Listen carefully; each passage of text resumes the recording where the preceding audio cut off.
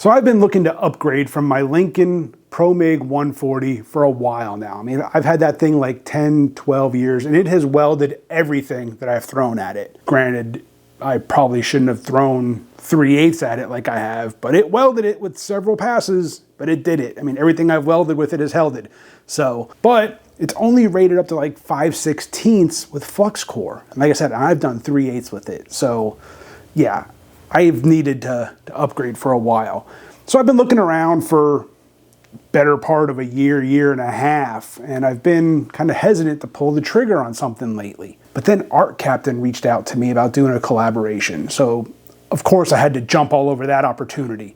And they sent me out their MIG250. So I figured let's just go ahead and fire this thing up and have some fun with it. So right off the bat, I mean, before we even start welding with this thing, I thought I would share one thing that I don't like about it and one thing that I really do like about it. The one thing I don't like about it, the power switch is on the back. Now, I'd much rather have it on the front, like my Lincoln, because like my TIG, the power switch is on the back, and it's a pain when you're in a welding cart like this. Just getting to the back of it could be a real pain. So that's just the one thing that I don't like about it so far. One thing that I do really like though is in the side. There's a light in there. I like that. When you're in there trying to swap out a spool, get the tension all right on there, it's nice to have a light. Plus, it makes it easier to see your little chart there that's on the door. So yeah, that's just real quick. One thing I don't like, one thing I really do like. Let's get to welding with this thing. Another thing that I really like about this, right off the bat, is the display. I mean, it's a nice, large, crystal clear display. The buttons and the knobs are easily adjustable if you're wearing gloves. So yeah, that's another really nice setup. Look how clear that display is. Hopefully that shows up well on camera. It's a nice clear display. All right, so what I'm gonna be doing is I've got a couple pieces of 3/8 plate here that I've just tacked together, and that I have done a slight bevel to on both of these. Don't mind the tacks. I tacked them with without the gas being on. But I got these prepped up, and what I'm gonna do is run a couple of just test beads. The first I'm gonna do, based on the manual settings, based on the chart inside the welder. Now, the chart in here only goes up to, what did it go up to? 5mm. Or 6 gauge. I'm running 3/8, which is more like 9.5mm. So I've got this thing cranked up all the way, got the voltage up all the way, and I've got it running about 600 inches per minute on the wire feed speed. We'll see how that does. That's the 600, I think, was based on the chart for the 5 gauge or 6 gauge or whatever it is. 560, well, that's with smaller wire. I'm running 035 wire. So yeah, it says 600 inches per minute on the wire feed. So we'll go with that and we'll see how that does. So I'm gonna get set up and we will run a bead in the manual settings first, and then this has another setting to it. I'm gonna set it on this piece of copper. I don't expect to burn through 3/8, but just in case, you know, I don't want to weld to my table here. So, all right, let's see how she does. So this is at 28 volts, 600 inches per minute, and I am plugged into 220. So let's give her a whirl.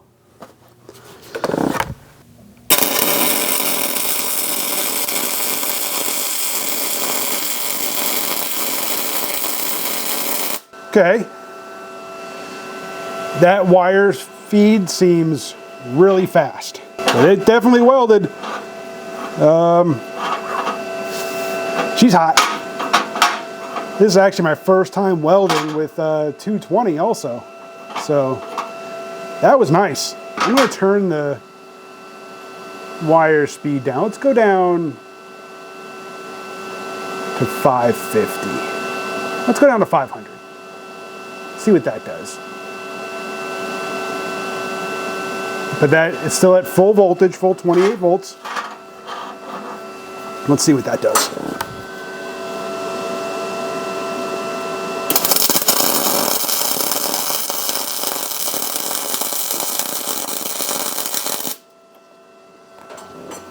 Okay. Again, you can hear the sound difference. It's smoky already. That one seemed to punch through a little bit more with the heat. You can see some heat affected zone on the back side. But it could also be because this plate is stupid hot already. As I did bevel it, kind of like that there. You can hopefully see that on the overhead. It's only beveled maybe a third of the way, quarter to a third of the way through. But yeah, a lot of spatter though. Like I said, I don't know if that's just because I had the speed set so high before. Let me run a little bit again. So there's no bevel on this side, so.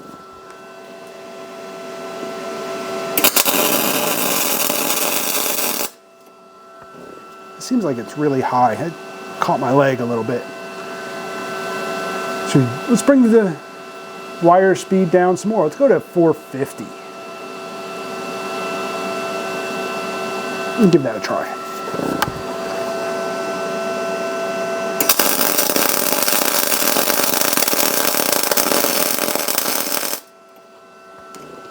Now I am welding this with no bevel, so of course the bead is going to sit higher. So I'm just basically welding on the face. It's not bad. I like it. Feels really nice. This wand, the torch feels really, really nice. And it's got a little bit of like a flexi joint here. So it's not as stiff in this area. And there's one at the welder too. You can see that there's a little flexi joint there. So it's not as stiff.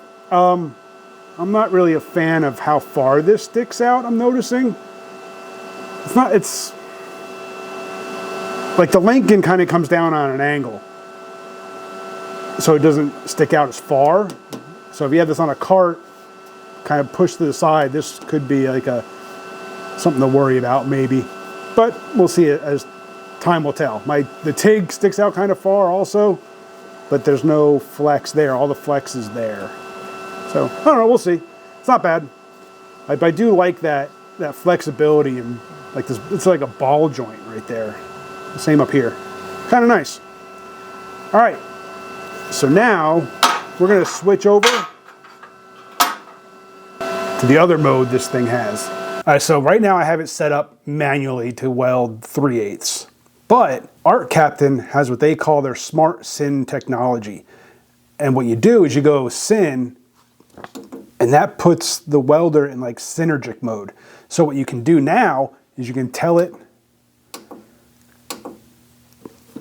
So you go mode. So once you're in sin mode or synergic mode, you go to mode and you can watch right here. It'll take you through the process. So MMA, TIG, MIG, like spot welding, or regular MIG. And then here you can select your wire size. So I'm running 035, and you can see as you toggle that, it's going to change your voltage to match what it says should be the best voltage for that wire size. Then you can go over here to process. So that'd be flux core. Again, it changes the voltage. That's for stainless steel. That's aluminum MIG with like a spool gun. That would be steel with straight CO2, and steel or whatever with mixed gas, which is what I'm running. What this does now is it should be set up based on the wire speed or based on the wire size, the process and the gas you're using. It's already preset a voltage and an amperage. And here you can see I'm still plugged into 220. So we're going to run that same 3/8 plate, but now in synergic mode using Arccaptain's Smart Syn technology. So let's see how synergy mode works now, as opposed to just using the manual settings in the door. But all right, so I'm going to do one pushing, and then I'll do one pulling. The pushing should allow for if I remember right, pushing is a flatter weld with less penetration, and pulling might be a little bit higher bead profile, but with more heat allowed to get into the base metal. So we'll give both a try here and see how it does. Here we go.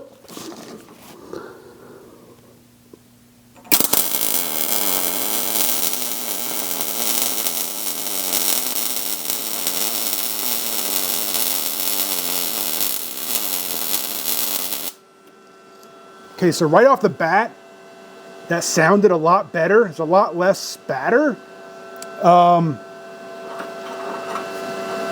There's definitely less penetration. You can see the kind of like the heat zone there. Maybe you can see that. There's definitely less penetration with 3/8. Now this should auto adjust, I would think, to the thickness of the metal. But I'm wondering if, because on the door it only shows up to 5 millimeter, and I'm trying to weld like 9.5 millimeter. I'm doing 3/8, so maybe that's why. But let me do a pull and we'll see what that one looks like compared to the push. And that weld profile, it's not super fun. It almost looks like a colder weld.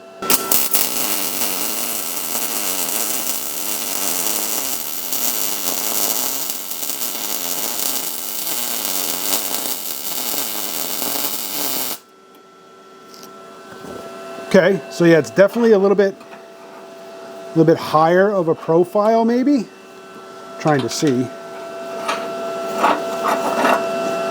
Actually, that's a little bit flatter of a profile.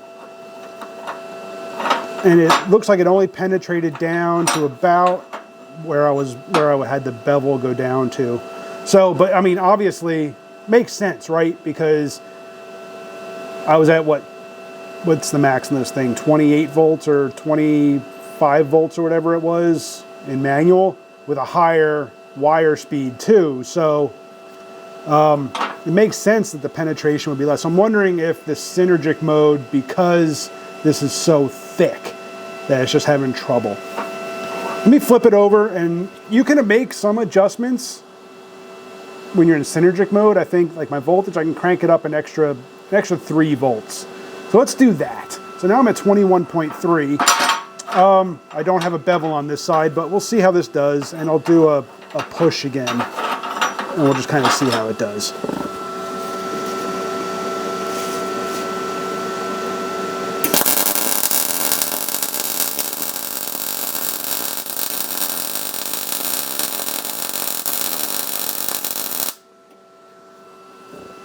Obviously the profile is going to be higher because there's no bevel. The spatter was a little bit higher. Let's crank the current up to like 200. Now it's up to 24.4 volts. Then we'll do another pass. Then we'll pull this one.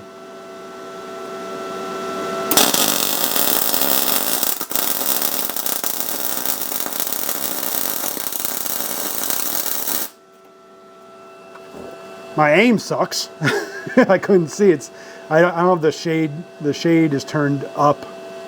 My welding helmet's not quite as dark, so I couldn't really see too well on that one. As evidenced by the fact that I'm missing the joint completely. But my fault, not the fault of the Arccaptain. That was all me. But I mean, it definitely welded it.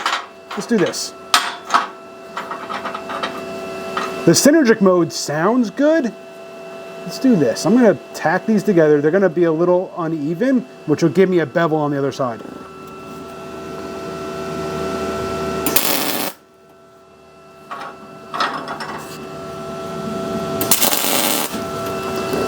All right, so that's going to give me a slight bevel on this side. Not much, a little bit. Let's go back to, so if I come out of syn mode, it leaves, so coming out of syn, it puts me at 362 inches per minute, which is far below the 600 I was at earlier. But the voltage I can crank back up, so max is 28. Let's take it up to 400. So again, this is back in manual. This is not in synergic mode anymore. Let's go that. We're just having a little bit of fun now.